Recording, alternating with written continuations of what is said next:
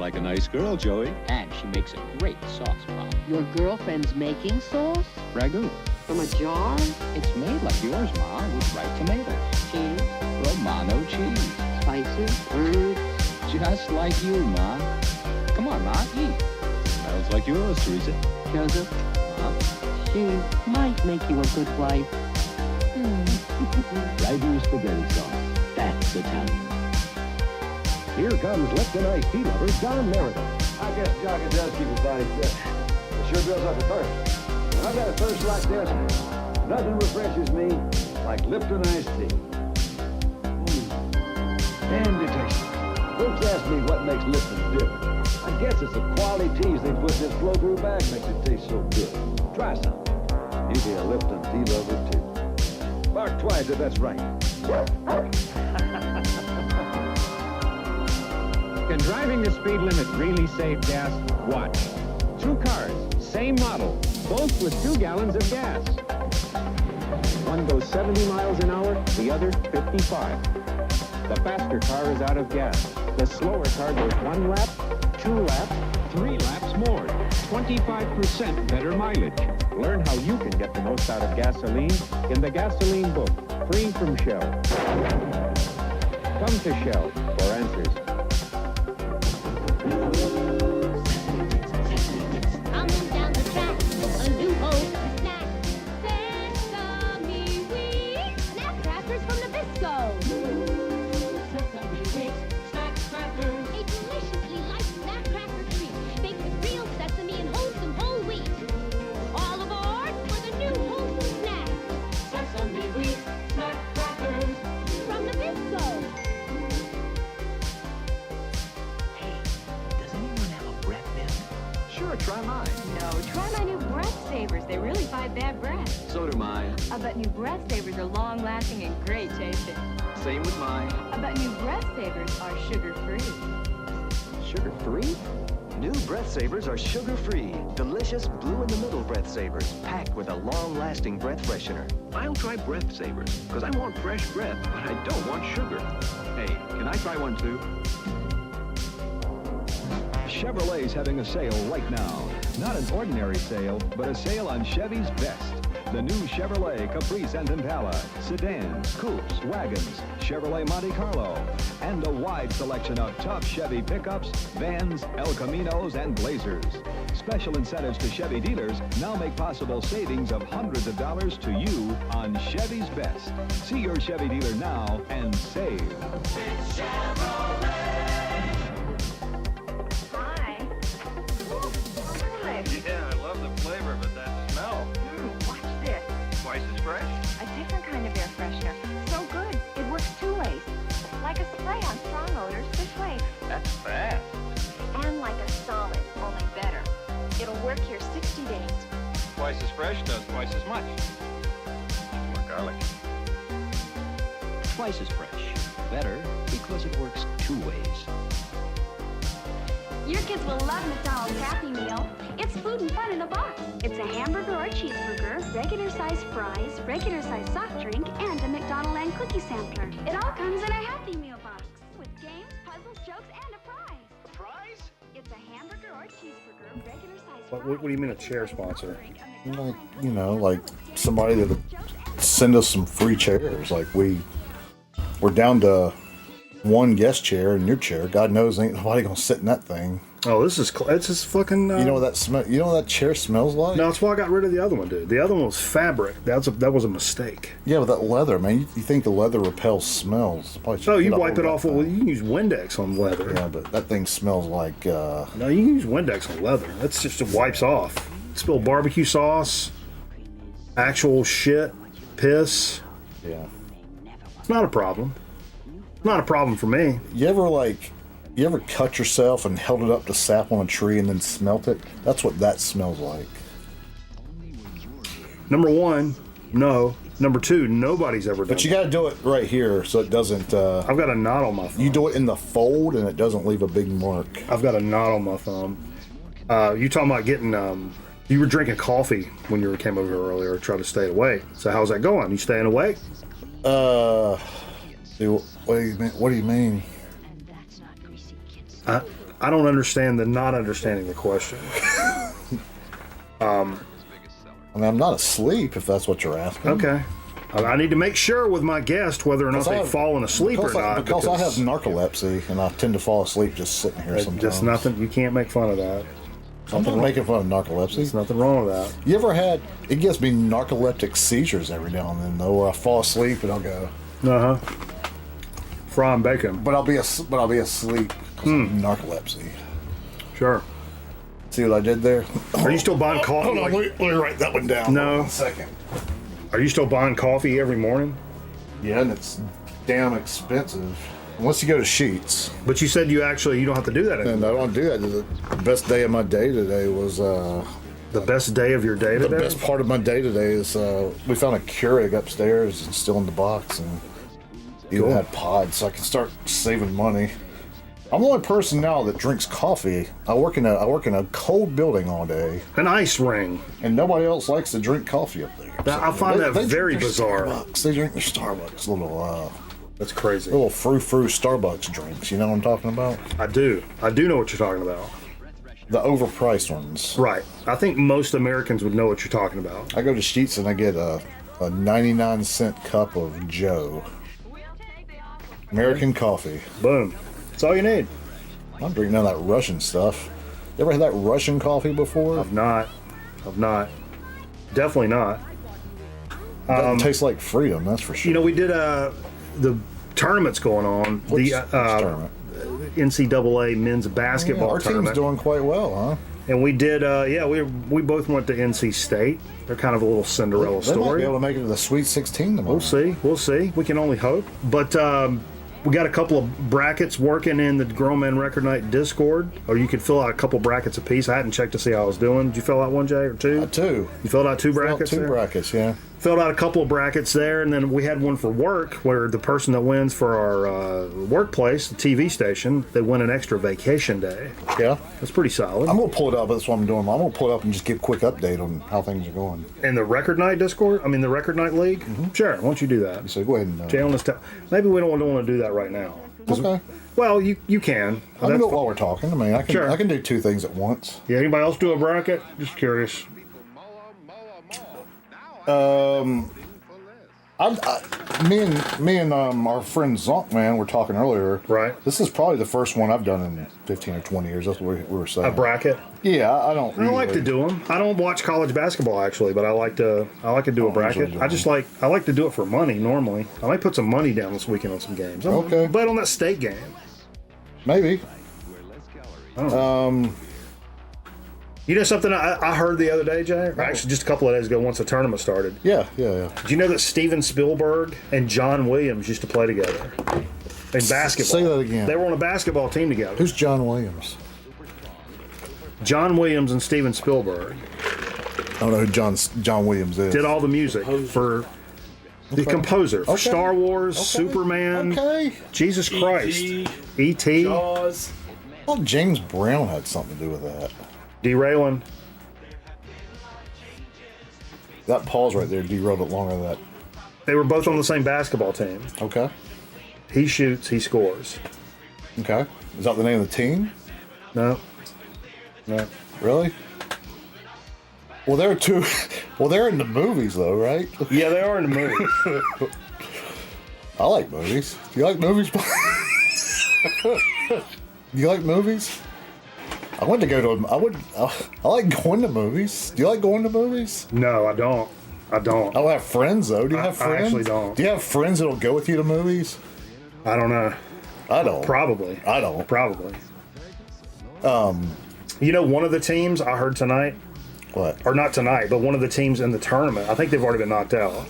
Yeah. But they were like whatever college they're from. It was a big anti-vaxxer college. But they lost in the first round because nobody would take a shot. Was it Oral Roberts University? Bob Jones? Who's Bob? Is he the one that killed all those people in South America in the 70s? Bob Jones? No, I don't think so. And they named a university after him? I'm pretty sure that's Bob Dole. Jim Jones. And I'm going to break the fourth wall. Sure. I got a couple of gags. You got to pee? No. I did a couple of gags, right? And a couple of goofs. We started with a couple of goofs over here, right?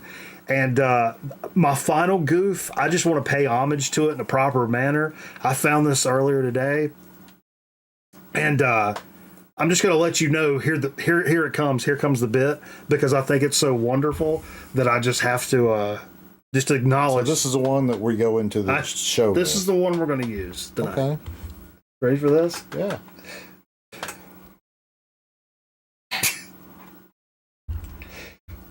What do Karl Malone, Santa Claus, and the mailman have in common? Hold on now. Karl Malone, Santa Claus, and the mailman. Uh-huh. You got me. I don't know. What? They all deliver.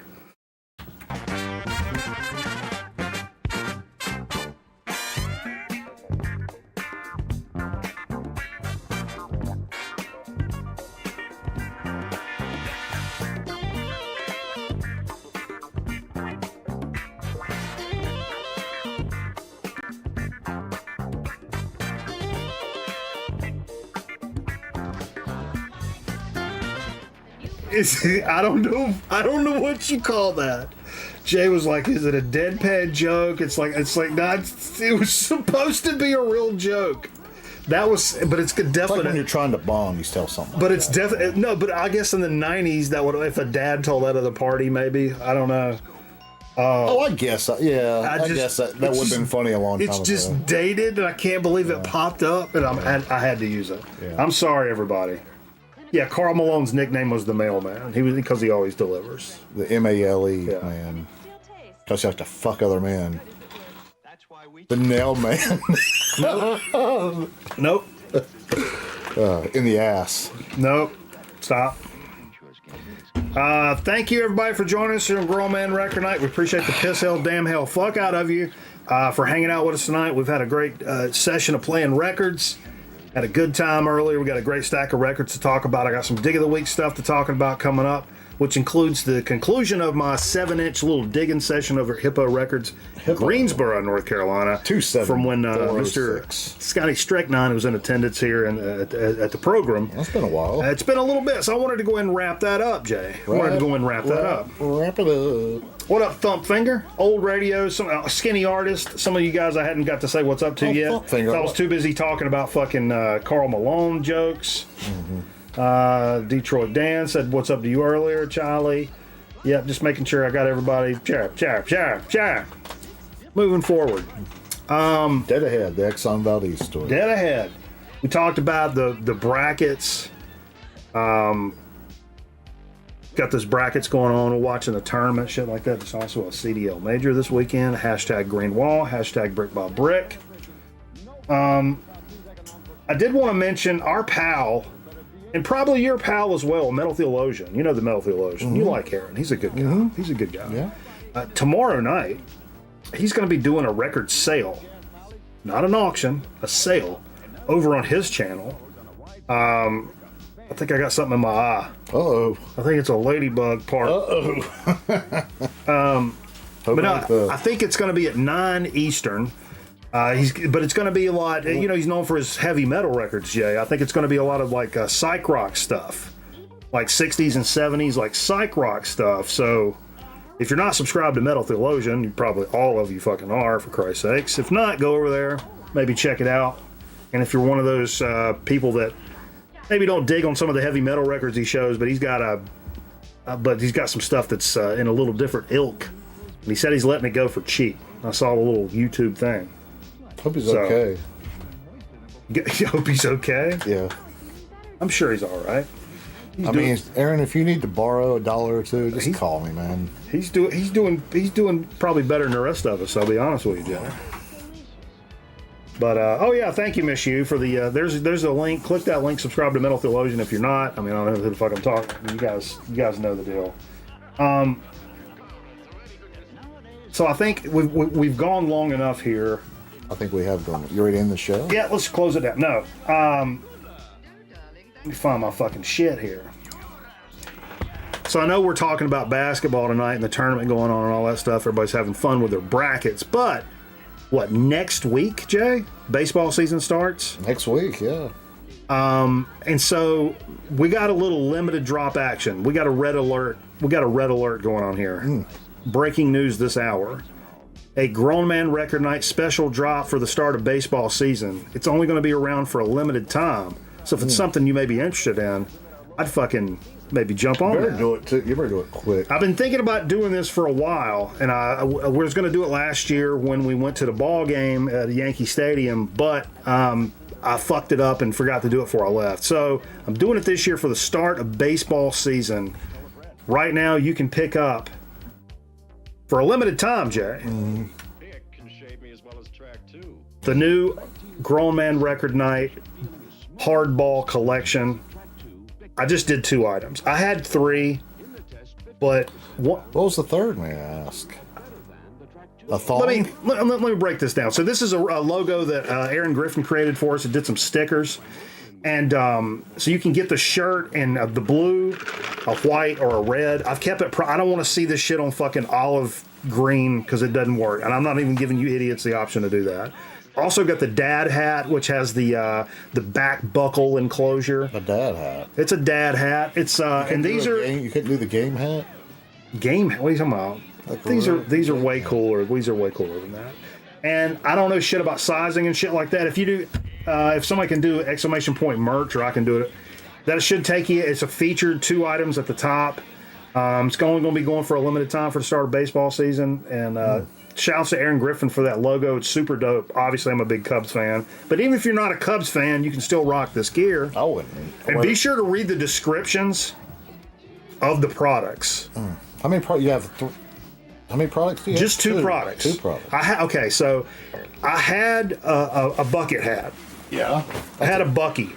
I had the whole thing drawn out, priced out, everything. And then I get in there and I realize it's a terry cloth bucket hat. Oh. Which is kind of cool, but I didn't know. It looked like it would run really small.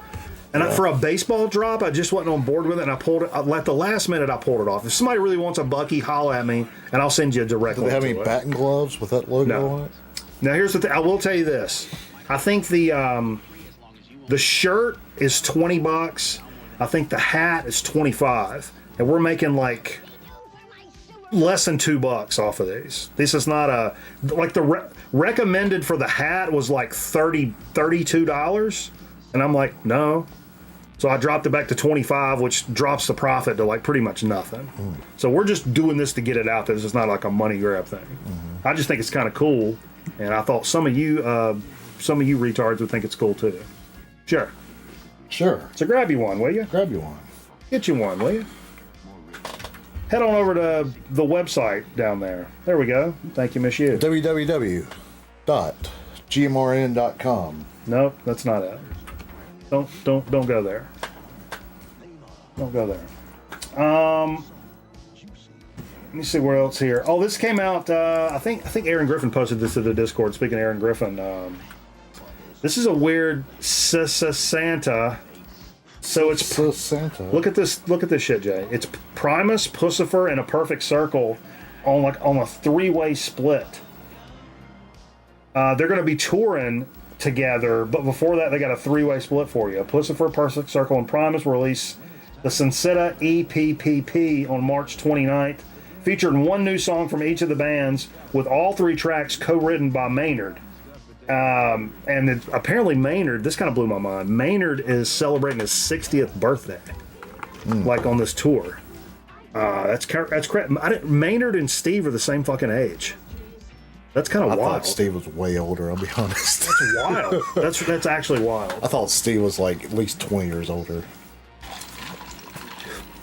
I think it's just, you think of Steve as like a Zeppelin guy. 70th, but we just went to a 70th birthday party a couple weeks ago. But you think of Steve as like a Zeppelin guy, you think of Maynard like a, heavy metal guy. And it's just, heavy metal, I don't know why it just doesn't, You think they're playing down there on that tour?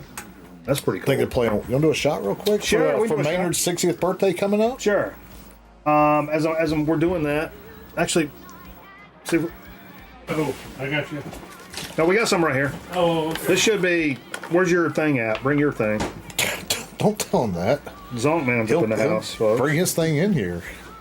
He's already got his pants unzipped. Whoa! It's not that kind of show. He was talking about, what was the thing you were talking about earlier? It is Casual Friday, Jay.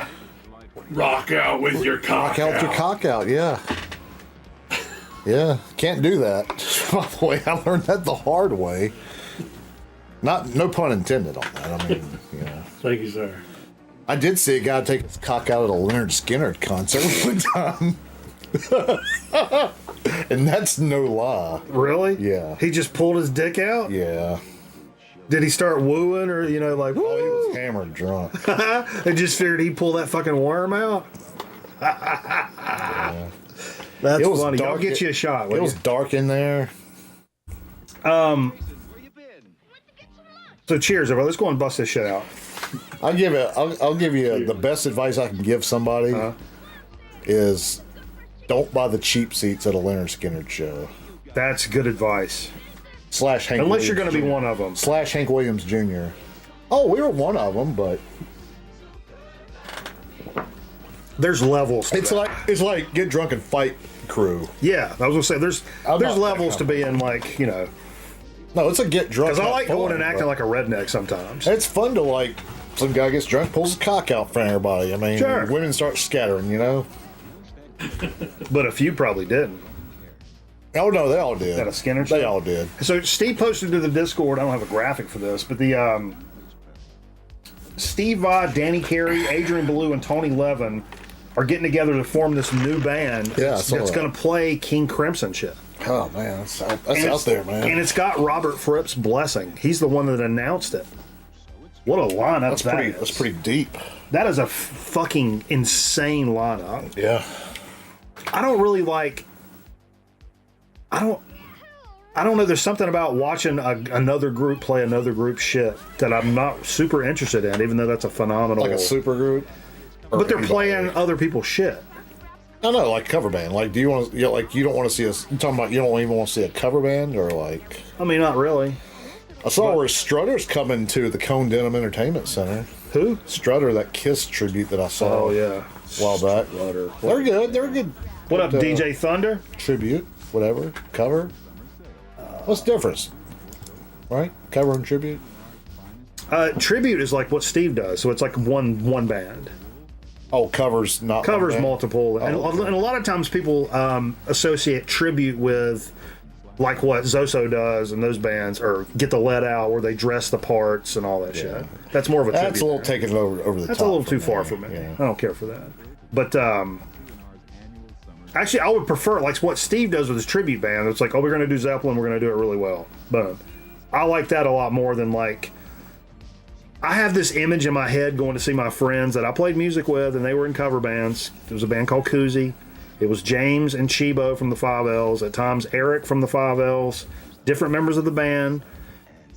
And they were good. They were a great cover band. They even had, they covered Tool. They covered some cool stuff in there. But, of course, because of the crowd or whatever, they played some cornball shit. And I remember them covering... Come on, Eileen, by Dexys Midnight Runners. I'll take that all night long. I'll take that. But they played... Oh, I'll take that, too. Papa Roach. This Is My Last Resort. And I remember there was this, like, backwards fox hat guy in the pit. Like, he'd had a hard day at his HVAC job, and he was letting it out in the pit with this fucking Papa Roach cover going on. Yeah, that was my theme song when I used to sell timeshares. You get amped up before you went into the meeting? This is my last resort. I'm gonna close this sale. Come on. I'm gonna close this sale today, bitch. Maybe are you? Dude, ever tell you about the time I sold timeshares? Look, let me help you that bit. Yeah. You're already using the word resort, so you can work that into the fact that it's at the beach and it's a resort. See what I'm saying? Well, not This all is my resorts last are at the resort. beach, though. Sure, but that's what I'm saying. You could just work resort in a little better, I think. Yeah. You kind of skipped over the resort part. That one's free. The next one's going to fucking cost you. We were sirens out Yeah, I think they're calling those on you. Yeah, probably. They're shouting out Ernst David Lass Freeman. What? All right. I don't have another one, Miss You. I don't understand what. She's flying high. Dude, the butthole sir. We talked about this actually. Oh, what the fuck was that? Why is that on there? Surfers. Wait a minute. We'll get to that. You got breaking news? No, my shit's in the wrong fucking order. Any of you guys know, like, or dig the band Shellac? This has got fucking Albini. I was gonna say, a guy on the left looks familiar. Yeah, it's Albini. This is I don't know how long these guys have been around. It's the first studio album since 2014 coming out. Was he a bass player? Albini? Yeah. Was he play bass? This is guitarist Steve Albini. Guitarist, okay. Drummer Todd Trainer and bassist Bob Weston. It's made over a series of weekends from November 2017, October 2019, September 2021, and March 2022. So this was like several years, just of some weekend sessions, which is pretty cool. Touch and Go Records, of course. TNG. But, I was aware of this name of this band, but I had no idea what they sounded like. I kind of had an idea with Albini. I knew it's a noisy thing, but I actually sat down with it today. Okay. And it's pretty cool. I really dig this kind of noisy post something. I'm coining that phrase right now. Post something. I don't know what it is, but it's post something. That's deep, bro. Sure. But yeah, that should be pretty cool. And I enjoyed Post Serial. Post Malone. I don't know why that was all out of order. Now I'm all fucked up. This was one of the finds of the week right here. Flip that tape or do something. Put us a little something. Do a little something up there, Jay. Oh man. Come on. Here we go. Where's your music news? I was stumbling around, and not long after I started looking for stuff that came out today, stumbled across this cover, and this cover kind of grabbed my mind, and then I looked, and I'm like, oh shit, this is on Ripple Music. Let's take a little closer look here. This is Glitter Wizard Hunter-Gatherers. And it's part of a series, I guess, Beneath the Desert Floor Chapter 2. You know these guys, on man? I saw that. Yeah, originally released on Capture Records in 2012.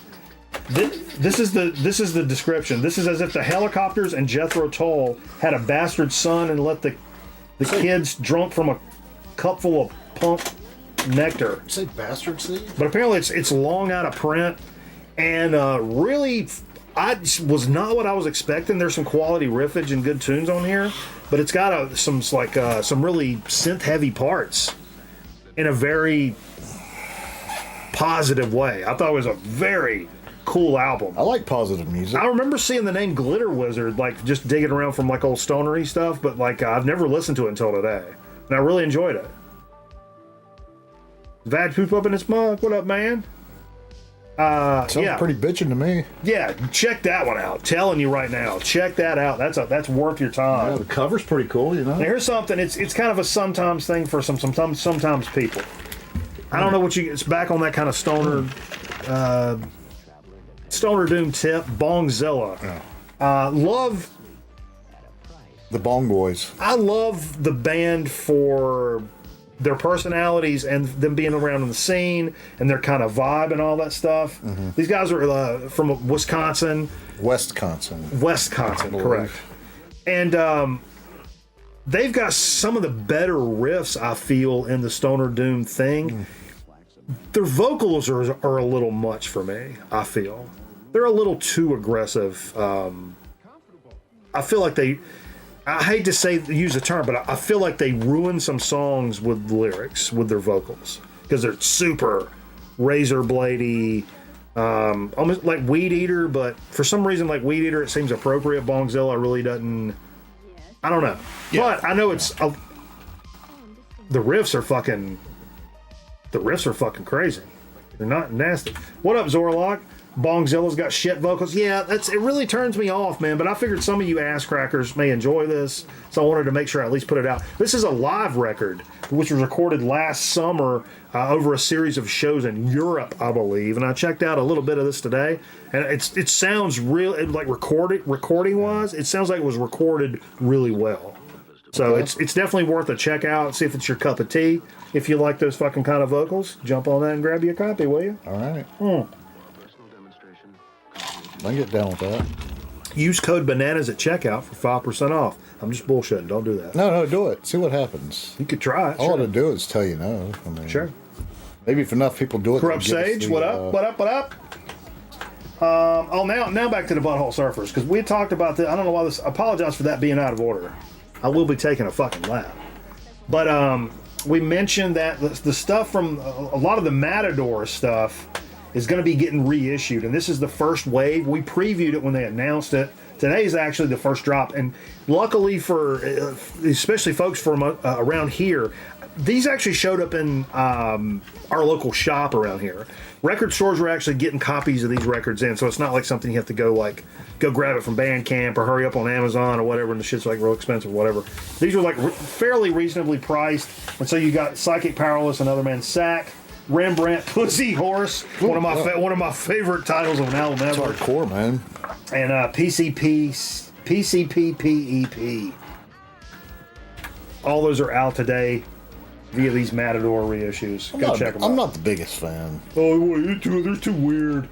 They're too weird. They sound too weird. I think they're just like. Oh, they're too weird, bro. It's like the two guys just. I don't know. Something about them I just don't like. No, I like Van Halen. It's just normal. I like cheeseburgers. Like normal. I like cheeseburgers and hot dogs. Just normal music. It's got to be right down the middle. And they're like something like way off. Yeah, right down the middle. That's what you sound like. Right down the middle. You said that an AC/DC song you liked earlier. I did. We'll get to that coming up. Come on, take it easy. What up, Tanky? What you doing? You don't know nobody. You don't know anybody. Don't breathe about it. Boy, this was a new one on me. And I may have even actually, maybe kind of, sort of, possibly in the past, had accidentally and truthishly seen this band play live, and I don't remember her. You guys know the band Far? I don't. This is Tin Cans with Strings to You. I don't know why I even clicked on this, actually, to check it out. It's on 30-something records. I think it's long out of print. Very influential Californian post-hardcore band. First album came out in '96. For fans of Deftones, Quicksand, 100 Reasons, and early Biffy Clyro. That's what kind of got my attention. Double B, Biffy Clyro. And there's a tour. They toured with the Deftones in that era. Where are they from? California. And they sound pretty similar to Deftones in a way, especially that 90s Deftones. You'll love them.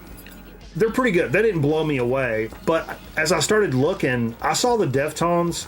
I want to say it was either 97 or 98 at the Ritz in Raleigh. By accident? Did you think you were buying? No. You thought you were buying a ticket for somebody else? So you got No. It's one of my favorite shows ever. They were super drunk, though. But they may have been the opening band, and I don't fucking remember. The Deftones were opening band? No.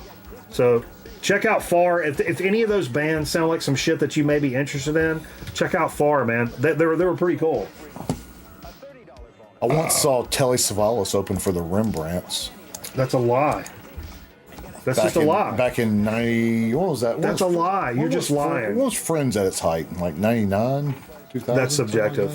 Like I can make an argument for several different yeah, the eras. Rembrandts, though, man. That was a hell of a band back in the day. The Rembrandts, they brought it. Mm-hmm. You know, send out positive messages, like being there for people. I'll be there for you. Sure. Yeah. I like positive pop rock like that. Mm-hmm. Yeah. I agree. At least I don't disagree. I like setting a good example for people. Yeah. Moving on. I saw this cover and I'm like, wait a minute. I know this band, but I've never heard their debut. This is No Means No. Coming off of Alternative Tentacles. It's a fucking Jello Biafra label, obviously. At last, the all-time Bat legends, No Means No's return to the Alternative. Good Lord, man. Spit it out. Alternative Tentacles Records. I guess they're going to release a lot of these, but they started with the first one, which came out in '79, and really enjoyed this shit. I mean, it was kind of... I can't believe I actually haven't heard that until now. Because No Means Nobody's picking them up and putting them down for a long time. Mm-hmm. Telly died in 1994. Telly Savalas? Yeah. Oh, he didn't. Yes, Murph said. No. He toured with them, though. It must have been before they got big.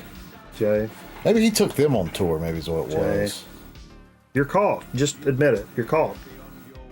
Don't keep backing up. Listen, I promise you, I saw Telly Savalas and the Rembrandts once. I promise you. I can't remember what year it was. You stop backing up. I thought Miss You liked that little No Means No action. Yeah. Hashtag. But they've been doing it. They've been doing it for a long time. And then, oh wait, I got a new graphic that we showed last week. I gotta show it. Gotta show it. Boom. Bro, wild card. The wild card. I'm pulling out that fucking wild card.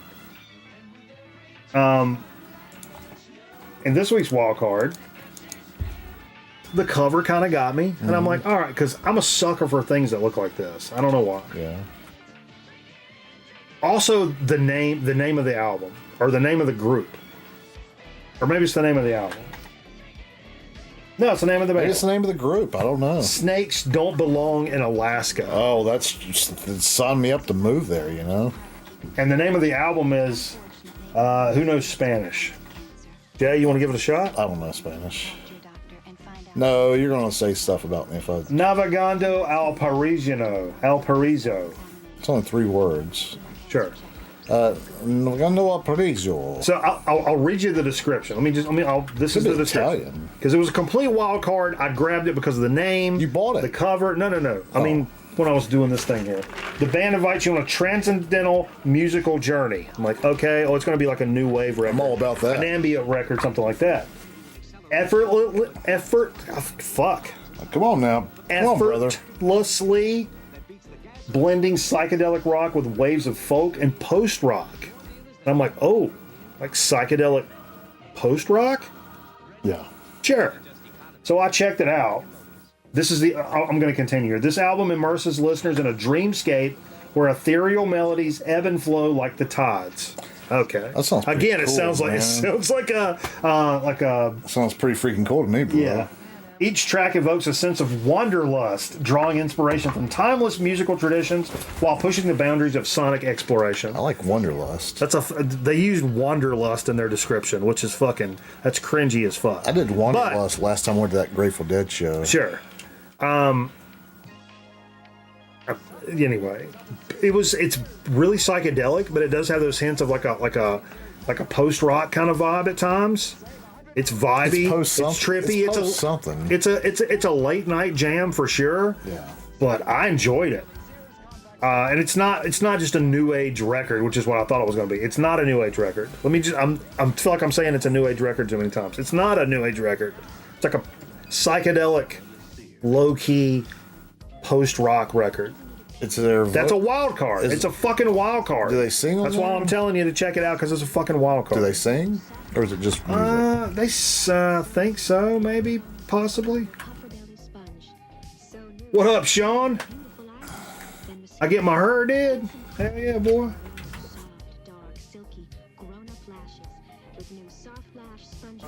There's a lot of static down here. Uh-oh, somebody just posted something in Discord. I got that Dillis Kiwanis hat on. That's where my daddy's from. Shane, I really don't think you should be putting this stuff like that in the Discord while we're live. What's he doing? What's Shane doing? He's hyping up somebody else's show in the Discord while we're live. Somebody else's show? Yeah. I'll flip this fucking desk over. Or somebody else's video or something. Shane, can you go back and delete that, please? Take that off the feed. I'll strip his badges. Wait till about 1 a.m. Eastern time to post that. Let's get into a little bit of what we played. Good time business tonight, folks. Man, we played some. And, largely in part to you guys for all the love and support. Sure. Also cashing in banana bucks to choose what the next record. Yeah. Still snowing? Is it snowing where you are, Charlie? It was snowing in the Midwest today.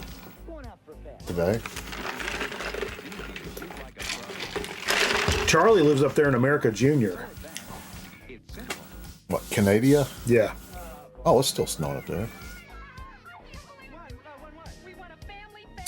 Started off with this. I think, speaking of the last message, Nate Mars, I believe Nate Mars sent this if I'm not mistaken. I get things confused because I have a substance abuse problem, and I would appreciate a little bit of empathy every now and then, if you would please. But this Johnny Cash, Songs of Our, what's that say? Soil? Songs of Our Soil. Songs of Our Soil, yeah. On Columbus. Where was this Like sit? Where was this sitting at? Right down yonder. Okay. I know I'd seen this a lot recently. That old 6 Eye, huh? 6-Eye boy. Yeah, I love a 6 Eye, huh? You don't think you sent that one? It may have been Fred. Was it Fred? I'm sorry, folks. I get confused. That's the most I don't iconic label there is. I get confused. I'm sorry. See, this is why I hate fucking doing shit like this. Because I can't remember shit and I look like a fucking asshole. Anyway. LP. He looks young. Yeah, that's pretty early. That's pretty early before shit. the barbiturates. It's good. Or during. I don't know about before. Yeah. You into barbiturates, Jay? Not since the 70s. You were fucking... My dad had to take barbiturates to get pregnant. oh. Last week we gave the news about Weezer touring around and doing the Blue album in its entirety. They're going to be touring around the country doing that. And I was like, oh, I'm going to play the Blue album because I love the record and I wanted to play it. Forgot to do it, and so this week I didn't do that. And kind of in protest, I pulled this one out, which I feel like, for my money, is one of the most underrated Weezer albums going. And for this reason, I'll tell you, everything will be all right in the end. I love this cover, by the way. I love the title. And the first song, I don't even know what the fuck it's called. Maybe it's the title track. I don't know. But the very first riff on the album is heavy as fuck. It is super heavy for what you would think Weezer is. Super thick, gnarly guitar tone. Drops in like a fucking hammer, and I think it's a really underrated Weezer album. I mean, I think Weezer suffers from one of those things where they were putting out too many songs and recording too many albums, and so a lot of those ones in the middle get kind of lost in the ether, and a lot of people just like the ones like Hurley. Like in that era, they were putting out too many together. I don't know. Can I throw out an unpopular opinion? A lot of people don't like Weezer.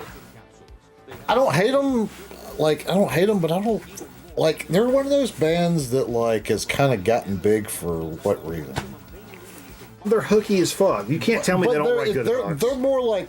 No. In the 90s, like, you know... But then now they're like a folklore kind of band. Yeah, I think people that are kind of like our age, that's one of those bands that kind of, for whatever reason, stuck.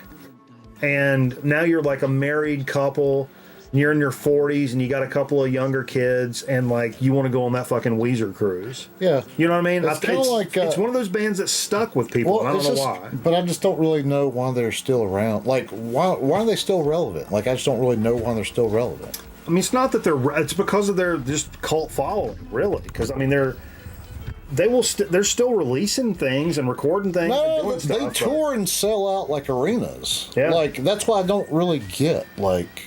It's just those hooks. It's kind of like they're a feel-good band. You know, you got to watch a Weezer concert. You're probably gonna have a good time. Like, there's not gonna be any drunk idiots like fighting people. Like it's gonna be a good time. They'll come play like the amphitheaters and sell 15,000. They'll sell it out 15,000 people. Yeah, and like it's nothing. And I just don't really like. I don't know. It's just not one of those. I think they kind of remind me of a Pearl Jam.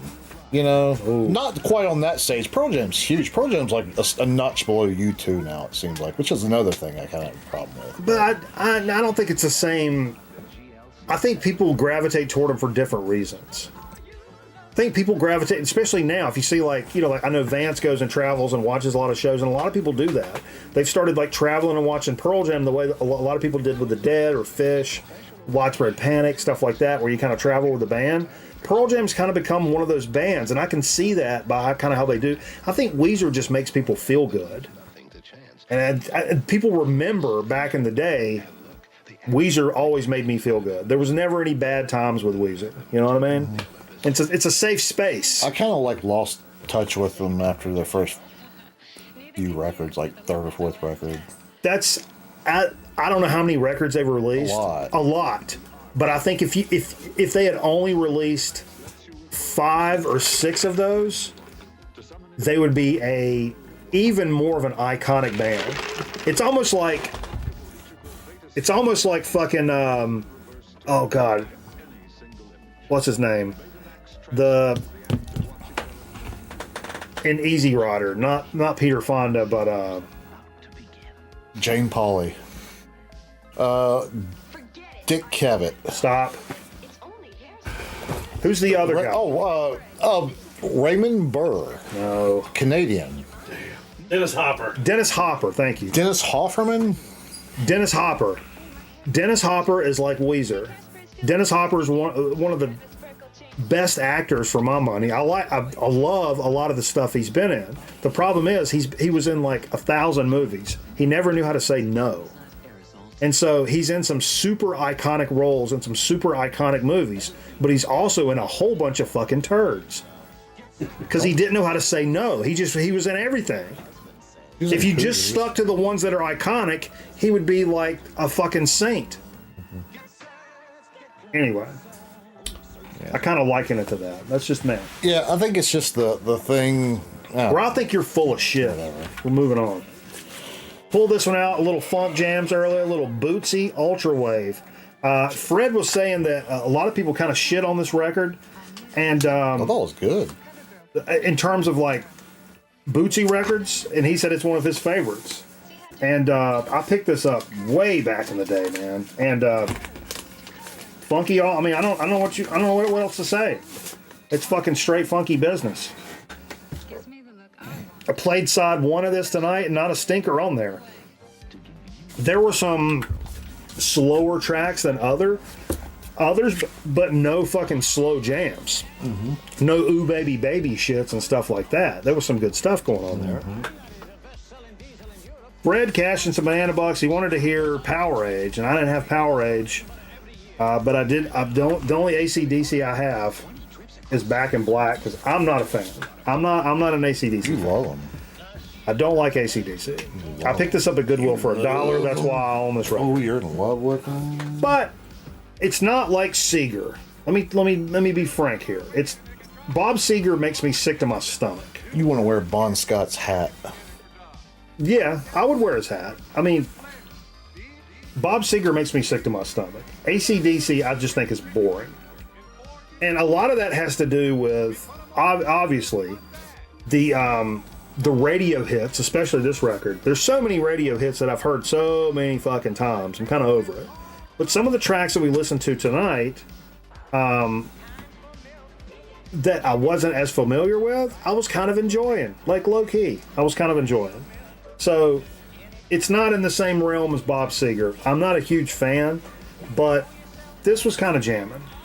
You should listen What to was that song again? What's the one I really like, Jay? Listen to. What's the one I really like? Don't tell me to listen to one with Bon Scott. That's one thing that pisses me off is people that recommend fucking AC/DC records. When I say I don't like them, it's like, that's because you've never heard. It's like, stop. Just stop. Leg. The one with the leg. Shake a leg? Shake a leg. I'm well aware. Yeah. I'm well aware. Yeah, this is an unfortunate record.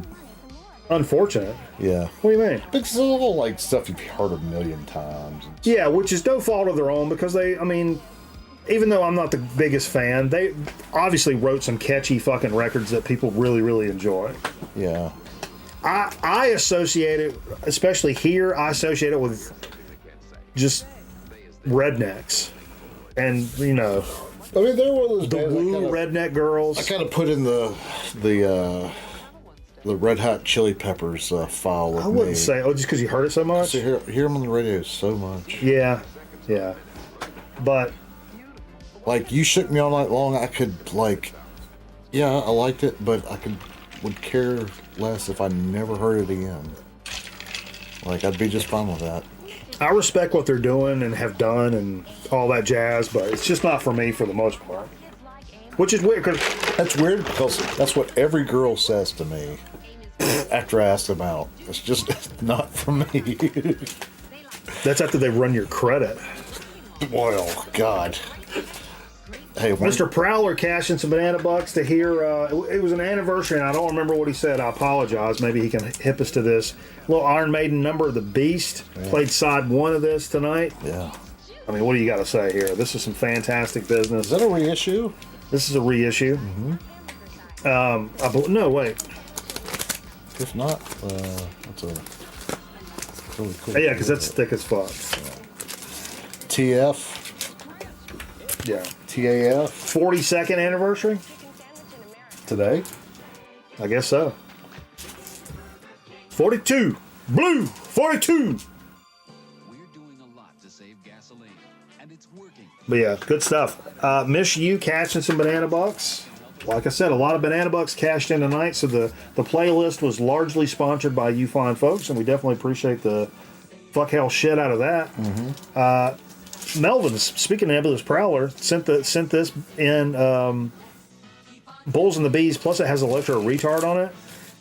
And Miss you wanted to hear side 2 of Electro Retard, and we played that tonight. ER. Fantastic stuff. And I mentioned this last week. I showed that 7-inch from Witch Mountain, and it had that Scion logo on it. Which one? The car. Which one? What? Call your local national lines of business or toll free. Work America. It makes good business sense. Any last request? I'll have a beer. But yeah, it had that Scion logo, like the automaker was on the 7-inch. Skyon. Yes, Skyon, Jay. Sure. And I said what I knew that from initially, because apparently they were trying to hit that like hip younger crowd. That was what, late 90s, right? Early 2000s. I believe. Yeah. No, maybe mid 2000s. Anyway. Yeah. But the first one I ever saw was I saw the Melvin's Bulls and the Bees, not the Electro Retard bonus. I had that CD when I was younger. But the Bulls and the Bees, I found a cardboard. What do you call it? The cardboard single? No, not a single, but the CDs when they put them in the cardboard things. Anyway, Digipack. There you go. I saw that in a Goodwill, and I was like, "Fuck, a Melvin's I don't have. I've never really heard." And it had the I've never heard that before. Digipack. And it had the Scion logo on it. And I'm like, wait, like that Toyota little boxy thing? Yeah. And it was, they partnered with the Melvins and all this stuff. So that's how I know this record initially, and how I knew I loved the fuck out of it. And I knew I already loved Electro Retard, which features Youth of America, the cover from the Wipers. Need I say more? Mr. Bizarro cashing some banana bucks to play. He asked me if I had the Gun record. I do have the Gun record. It is not in the best shape, but I did pick this up for $1. A bucko. And it's poppy, and in the slower parts you can hear the pops and crackles and stuff, but when it starts jamming, it's not too fucking bad. And it's definitely a good play copy. I'm not mad at it. If you don't know Gun, fantastic heavy psych record, would you say, I guess? From like 60. I don't know when this was. Hold on. Go Gadget other glasses.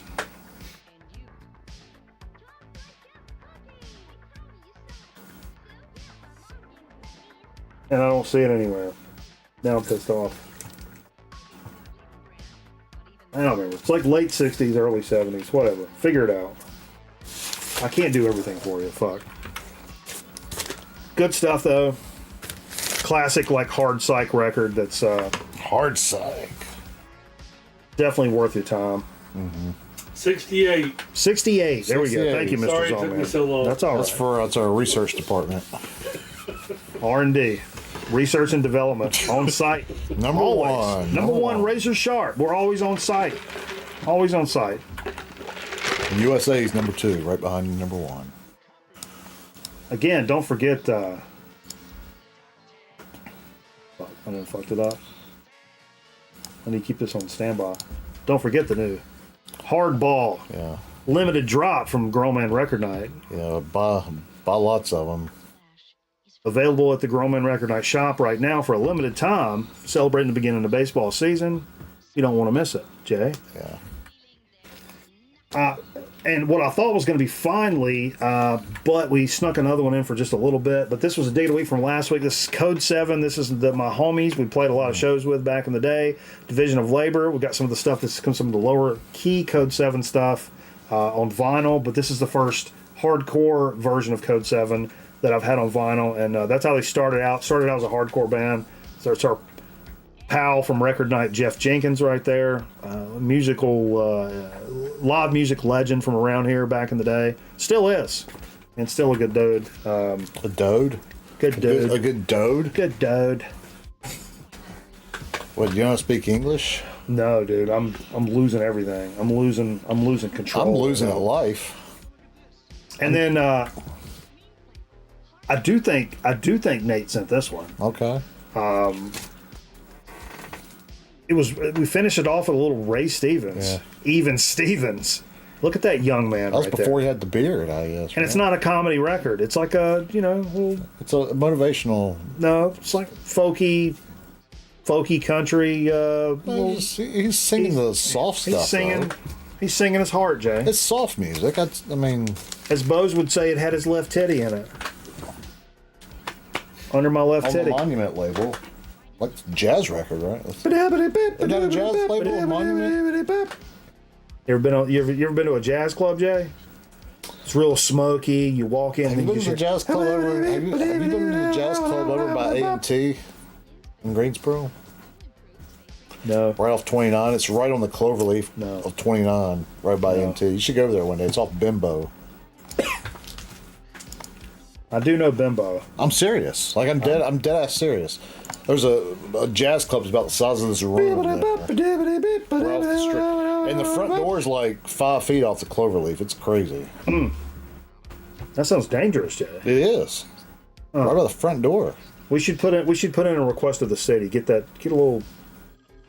I'm not a resident of Greensboro, so they can do whatever they want to do. Neither am I. I'm launching marbles, but there is a little bit of an update, so get ready for some marbles. We're updating, so we're ad-libbing right here, Jay. We're stretching. Okay. If there was a floor director, he'd be doing this number. That means stretch. So we're stretching. Yeah. We're ad-libbing time. We're filling time here. What's been going on in your life, Jay? That's enough of that. Do you like movies? No. You like side boob, Charlie? Who's your favorite band?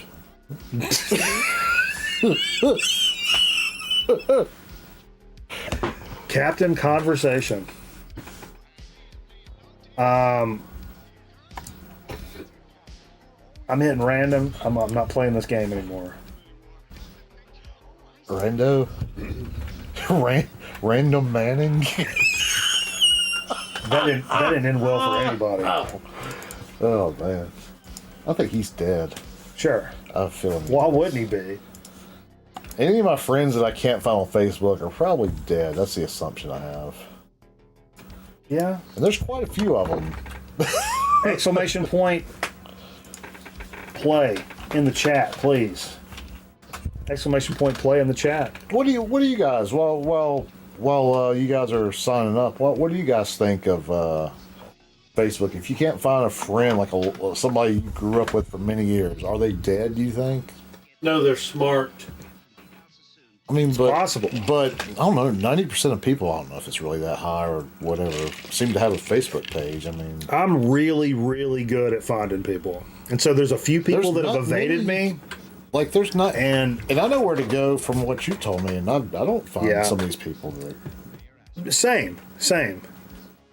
That I lived right the street from me. I mean, I got really good at I use it for personal, and also for used it professionally, like when I was in the news business. Yeah. We're trying to knock on somebody's door to ask them about, hey, you got charged with whatever. Yeah. I was really good at finding people. Yeah. But there's some people we went to high school with and stuff, it's really tough to find. Yeah. A lot of women, I do it with women that I meet online. Stop. Don't stop talking. You don't want another restraining order, Jay. Stop talking. Exclamation point play. Get in the game, folks. You want to know? You want to know what runs women off on when you're doing online dating? Your profile. No. Tell them you want to go to church. First thing? Yeah, That's the first thing out of your mouth? Yeah, that's our first date. We're going to go to church. Yeah, 100%. And on a Wednesday. Don't give me that bullshit Sunday stuff. Take me where the hardcore motherfuckers are. Yeah. Wednesday night.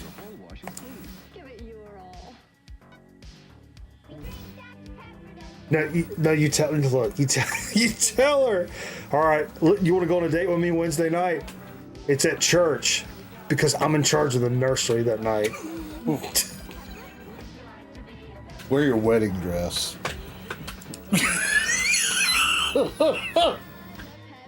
That's what I say. Oh God. I like asking women. Stop. I like asking women if they want to get married early on just to see what they want to say. Get buried? Married. Oh. Just to see what they'll say. Yeah, I'm going to tell you what they're going to say. Here we go. We're starting this.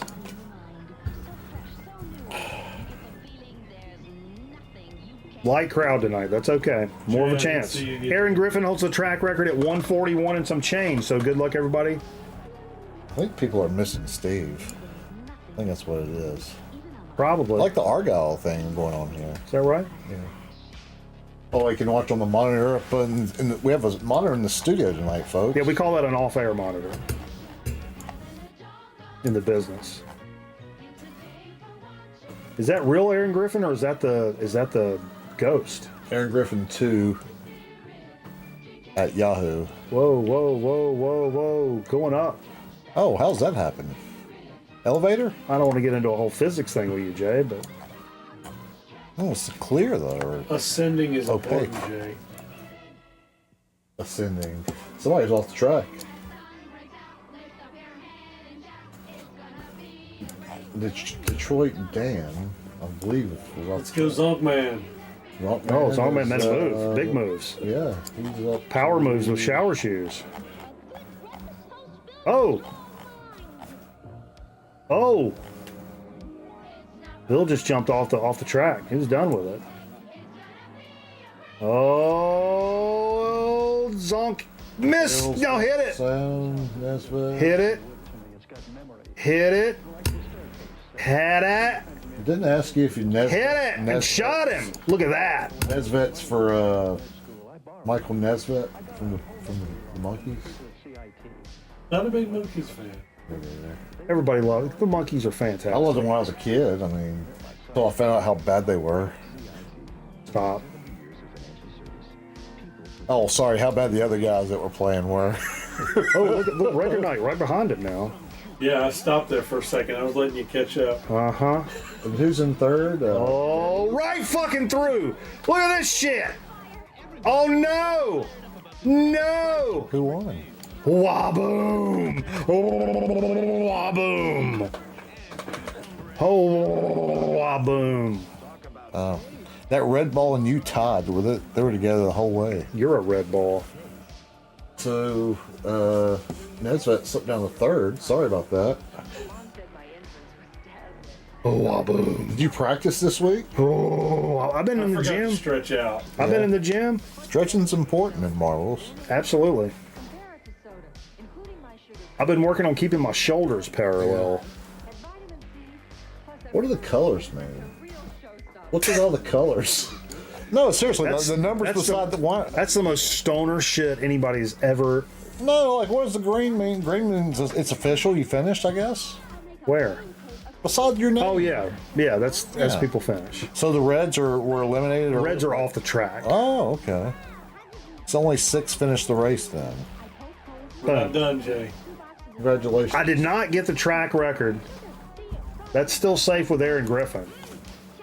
But still, pretty good performance out of the young man. The game records of 119. That's pretty good. That's making moves right there. Still pretty good performance out of the young man, Jay. Yeah. All right, GG's across the board. Well, that was fun. Yeah. You like having fun, Jay? Oh, that's. You big into it?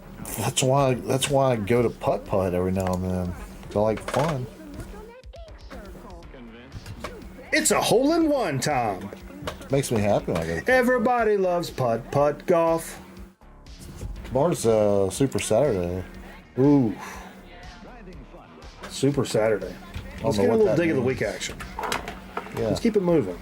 Yeah. Little dig of the week. Yeah. What you got for dig of the week, Jay? I don't know. Do you have anything for dig of the week there, Zol? You want to do I some did dig of the bring week? something, but go ahead. Sure. Come on. I got some stuff. But come on with it. As Ray Parker would say, come on down. Ray Parker? Senior, not junior. Yeah, please take your gallon cup with you. Howdy, folks. Howdy, folks. One thing before I get started on Dig of the Week, I just wanted to mention. Sure. Clemens Record Show Sunday. This Sunday. This Sunday. Oh. So, yeah, I don't know. Who do we have local? Anybody local here? I don't know. No, I don't know. Not super local. Not super local. It'll be a little stretch to get Aaron Griffin to come DJ Thunder was up in this mug, but he's a little far away now, I believe.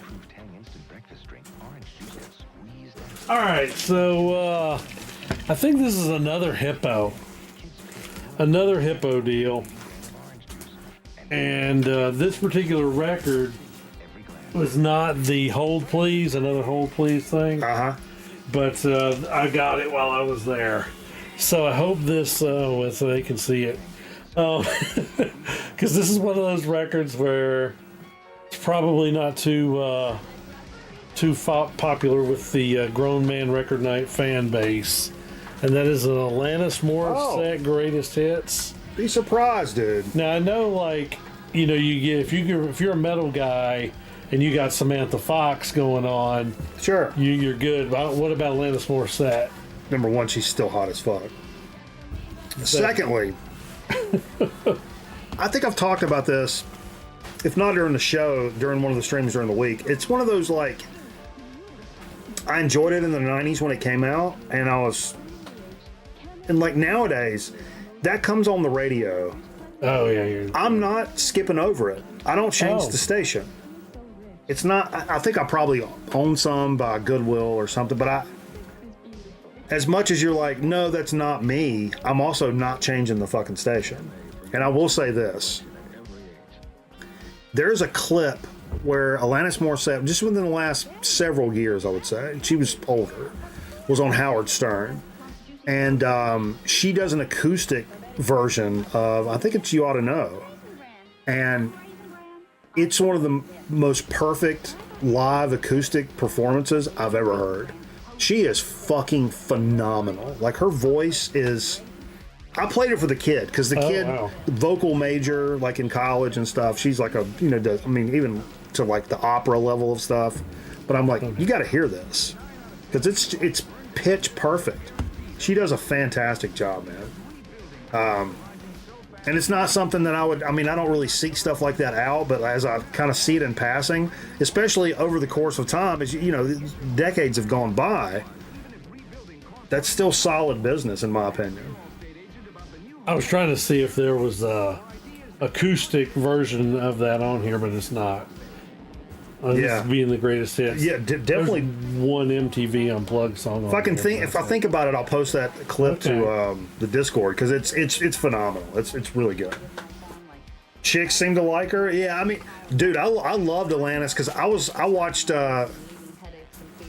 watched You Can't Do That on Television as a kid, and she was on there as a kid. Now, I had a crush on her. I think she's the only girl. Now, granted, she was probably 9 or 10 years old, and I was probably 7 or 8 years old. Around anyway, I think she's the only girl with short hair that I've ever had a crush on, ever in my life, was Alanis Morissette. And You Can't Do That on Television. Oh. She had like short hair, which I normally, it's not my bag, but yeah, she's the exception for me, I guess.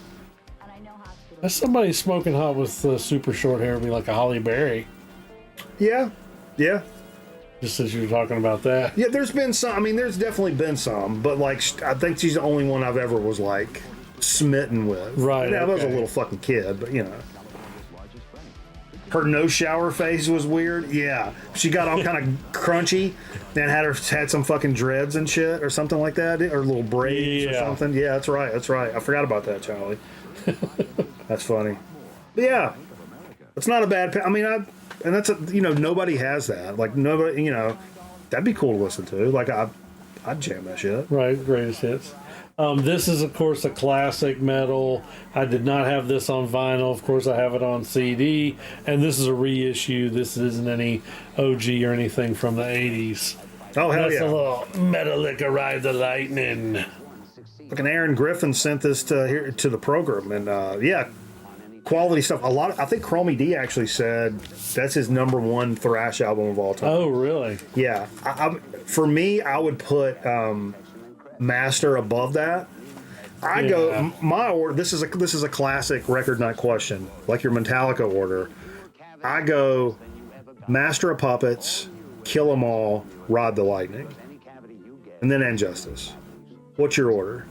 That's the only 4. I mean, no, you Black can Album out. yeah, you can put. I don't like the Black Album, so it's not really. Even, so I was big on that, even though that was the commercial success. I liked it back in the day, and it's one of those records I don't recognition from one. I don't care if I ever hear that album ever again, just because I'm just done with it. It's, right. So that's all your. Like you didn't? Is it as bad as Bob Seger? No. Okay. No. But it's just I can't tell you the last time I don't own it on any format, and I'm still good on it from listening to it back in the day. I always, for me, talk. So okay, the Metallica. If you're just gonna put me on the spot for like an order, I am gonna put like the Black Album just because I love that album so much, and I don't care. The Inner Sandman and Unforgiven's not that big a deal, but I like. There's some good songs on there for sure. The what's the Nomad Vagabond Wanderer song? That's real good. But anyway, I like Nothing Else Matters too. Okay, but anyway, so I will say the Black Album. Interesting. Then probably Puppets. Okay. Kill 'Em All. And because it was kind of my starting point, I think I'd put Injustice before this. Wow. That's why I'm so late to getting this. I was later to get that. I mean, in Aaron sent it, so it's not like I went out and got it. But I'm not as nostalgic for that like most people, because I didn't own it as a kid. I had Kill 'Em All, I had Master, and I had Injustice. Then I got the Black Album. I did not own that as a young man. But I knew the songs because my friends had the tapes and shit. Right, and I guess side 1 is perfect. Fight Fire with Fire, Ride the Lightning, For Whom the Bell Tolls, Fade to Black. And then I like Creeping Death on side 2. Yeah. Is Metallica overrated? I don't know. I think their impact on heavy metal in the 80s, especially for the albums that we're talking about right there, can't be overstated. What they did for heavy metal, like even if you're like, it's such a down the middle band to talk about and shit nowadays, but it's like you can't like you can't minimize what they did for heavy metal. And for somebody of my age, for a while, like that was heavy metal. That's what I knew heavy metal to be, was Metallica. And that's what dipped my wick, and then I start looking at other bands and stuff. It started with Air for me, for that kind of metal, that was definitely the starting point for me. Well, you talk about this too, where before heavy metal, like it wasn't like cool to listen to heavy metal. And then maybe Metallica kind of did bring it to where other people started being interested in it. Yeah. Okay, yeah. See, that was my start. So I went from like Metallica forward when it comes to like metal. That was like my starting point. At like my age, that's where I jumped in. And so while they're not doing Cookie Monster vocals or anything, they weren't doing Priest and Maiden shit either. So when I was a like early teenager and shit, and you know, it's like you like heavy metal, I'm like, yeah, like Metallica, Megadeth, Slayer, and then you're like, oh, like Iron Maiden and Judas Priest, and I'm like, no, those dudes that sing like chicks, no. But now I fucking love that shit, obviously. Right. But like, that's how that was, because I started with Metallica, then got heavier from there. I branched out, and not only like bands of that era, but as it progressed, then that turned into like, you know, Pantera and Obituary, and you know, like bands that got heavier and more aggressive, Candlemass, more aggressive and fucking gnarly and shit. And yeah, I look back on those earlier bands that I should have been paying tribute to back then, and I wasn't, because I was just, you know. And I got one more. What up, Vance? Hey, what's up, VK?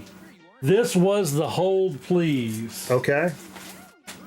don't know if you're familiar with this. A little morphine cure for pain. Wow, nice. This is the Run Out Groove reissue, not the Light in the Attic reissue. Okay. I am big on morphine because it was the I forget what he did. He put bass strings on a guitar or something like that. No, Mark Sandman. What did he do? There's no guitars in Morphine. Okay. That's one of their biggest things. It's I don't think there's any guitars. Right, it's called Mark Sandman with a two-string slide bass. So he had like two strings on a bass. And then, of course, they did there was the sax player. They'd play all the different sax and then drums. If you watch the Morphine documentary, so I'm not 100% on them. I do love all the stuff. Hell yeah, dude, that's awesome. I've got an OG that I got at Goodwill. Holy fuck, dude. Stay in your lifeboats, people. It's murder out there. Sharks patrol these waters. I love that fucking record more than this one. It's fantastic. And it was super, super primo. The vinyl's in such fantastic shape. And then you get to my cats. Who did that to the yeah. Even though it's a Goodwill record, it did not look like that in Goodwill. But it's worth $1 bazillion. I mean, it's worth right. That's like a $250 or something like record. I don't know. Yeah. I'm curious to look that up. Now that is a U.S. press, I think, because I feel like they did not do a U.S. I need to look back. I feel like they did not do a U.S. press on this because it was 93 and that's 95, and they had gotten more popular. This record kind of boosted them up. Yeah, this is USA. Okay. And in the on the Morphine documentary, it talks about them touring. They're like, so this is a second record. I think this is a second record, and so they are getting more involved. You know, people trying to market and do stuff like a normal label, even though they weren't on a big label. They had a show at the Somewhere Else Tavern in Greensboro. What? Fuck yes, dude. And, dude, it was like a handful of fucking people or something like that. You know, maybe some college folks. The old one, Freeman Mill? It had to have been if it was like 93. Oh, yeah, totally. Yeah. If it was, and that's where we started playing. I mean, like me and Jay and Carl, like Pork Chop. Our first show was Somewhere Else Tavern. And then I forget, what was the dude's name? Harley, right? Burley. The dude interviewing that is still alive, I forget which one. I guess it's the Dana Coley or Collie guy. He said, Burley told him, he says, you guys are getting ready to get real big. And literally their next show was 2 days later in Atlanta, and the club was sold out. Wow. So I thought that was real cool, too, to be linked awesome. Kind of locally like that. Yeah. So a little Morphine action. Hell yeah. And that's all I got. That's awesome. What I'm going to do for Dig of the Week, I'm going, you know, I said it's the year of the 7-inch, right? And I'm finally going to finish up the digs from when Scotty Stricknon was in town, and then me and you and Aaron Griffin met up with Scotty Stricknon. Is that everybody? Yeah, all four of us. Yep. 4 of us met up at Hippo Records in Greensboro, and when I did that, you guys may remember a couple of weeks ago when I did a bunch of those punk records that were like, they were all like $2.99 and $3.99. A lot of them were punk records I didn't know. There were like 12-inch records that came from that same dig, and I showed some of the 7 inches from there as well. The ones last week, I did half of the 7 inches last week. That's where that Witch Mountain and shit came from, right. Uncle Acid. So this is going to be the conclusion of that dig right there, because that's been a while ago, so I wanted to put it to bed. Now, I don't know a shit ton about a lot of these, and that's what's been beautiful about jumping into collecting 7 inches, is I'm taking a lot more chances, a lot more blind stabs on things because I do have room when it comes to. In case you guys didn't know, I didn't talk about this before. Oh yeah. But last weekend, what I did, I finally, after years of talking about it,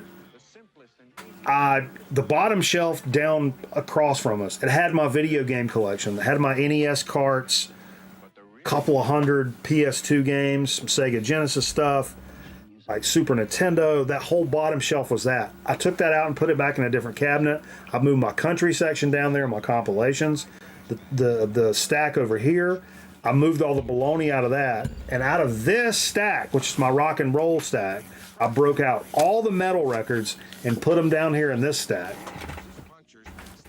So now all the metal is down there. I broke out all the punk. They're down there to the right of that piece of paper.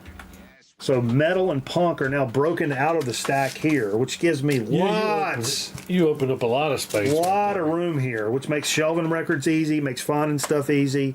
And but I was able to stick a couple of my 7-inch little crates up here and whatnot. So I'm kind of cooking along on that 7-inch vibe.